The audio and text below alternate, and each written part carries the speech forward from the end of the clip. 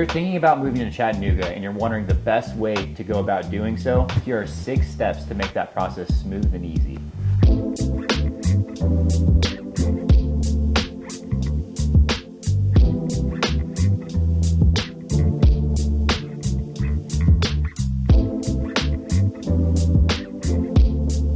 Hey guys, welcome back to the channel. If you're new here, my name is Barron. I'm a licensed realtor here in Chattanooga. So as much as I love making these videos, I love helping you guys with your real estate needs even more.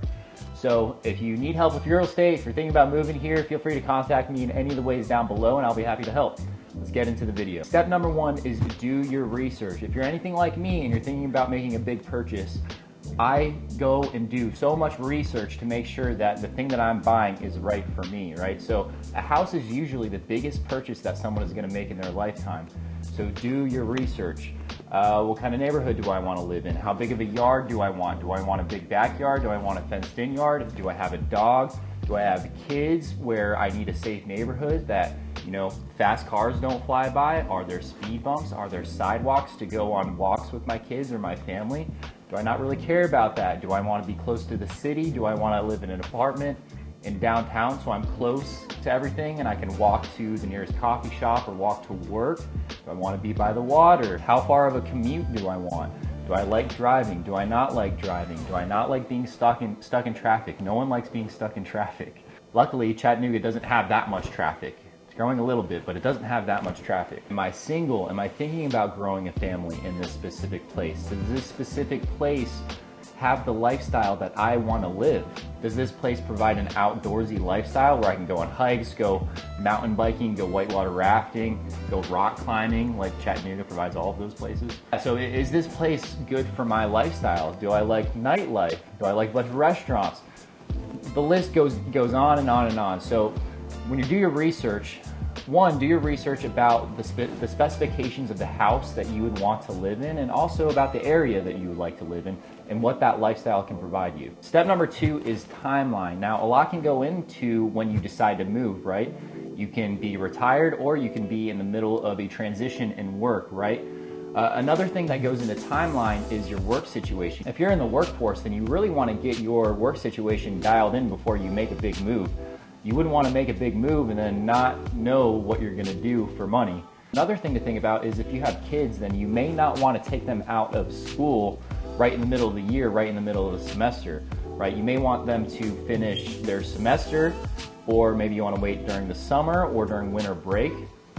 These are just some things to talk about. Step number 3 is a schedule call with me or with someone that that lives in the area. It's really good to get information from someone who actually has boots on the ground and can give you like a real life perspective of how something is in the area, right? How the lifestyle is, or traffic, or the type of people that live here, the overall culture. It's really good to have someone with boots on the ground who can give you that real life experience instead of just searching online and getting some generic information. So schedule a call with me or get someone with boots on the ground. I think that will give you a lot better perspective on how the area actually is. After you schedule a call with me or talk to someone who lives in the area, step number 4 is plan a visit. There have been people who bought houses in the area sight unseen because they really want to get out of the situation that they're in.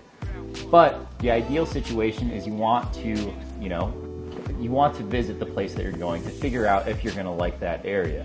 It would really suck to go to an area, buy a house, make a huge purchase on a home, and then you figure out that you actually hate living there, So, if you plan a week here in Chattanooga, obviously you're not going to be an expert on the area.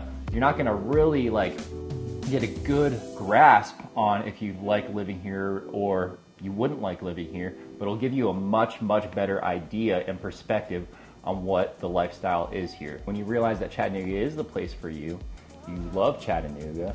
A lot of people who visit here does love Chattanooga. You want to get pre-approved, ideally by a local lender. When a seller sees an offer for a home from someone who is using a local lender, they're a lot more likely to accept that offer than accept an offer from someone who's using a huge bank for a loan or a bank abroad. The process just goes a lot smoother when everything is local. And a part of that is figuring out your budget. There's a lot more that goes into figuring out a budget than just the purchase of the home. Obviously, you have the down payment, you have closing costs that you want to negotiate. Also, you need to figure out how much money it's going to cost to move all of your belongings from wherever you're going to Chattanooga or wherever else you're moving. So you want to budget, I'd say, at least 10% more than what you're prepared for. That way you have some money left over just in case some unexpected costs come up. For me, every time I start a project, I always have a budget, but it seems that process always takes longer, at least like 3 times as long or 3 times as much money. That's just the way it goes. So you always want to prepare to spend a little bit more money than what is drawn out on a sheet. Once you get pre-approved, number 6, you want to look for a home and make an offer on a home. Now let's go back to step number 1. When you did all of your research, you figured out what kind of neighborhood you want to live in, how big of a yard you want, how many rooms and how many bathrooms you want in a home. Do you want an entertainment center? Are you expecting to have a lot of people visit your home and, so you can entertain a lot of people and have parties? This goes back to step number 1 when you did your research, and now you are applying that to looking for homes in Chattanooga. So you planned your visit, you have a better idea of what area you want to live in, what kind of home you want, what kind of homes are built in the area, and now you find a good home and you make an offer. Your offer gets accepted or denied. Hopefully it got accepted. Now we move in. Now we look over our budget and we see how much it costs to move everything, and now you're living happily ever after, hopefully. Step number 7, this is a bonus. Give me a call. I'm happy to help you. I'm happy to answer any questions, even if you don't use me as a realtor.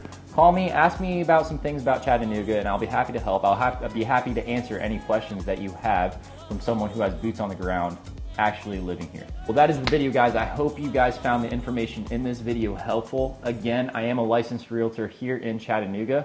So if you're looking to move here, feel free to give me a call, give me a text, give me an email, and any of the ways down below, contact me. I am happy to help. I'll see you next time. Peace.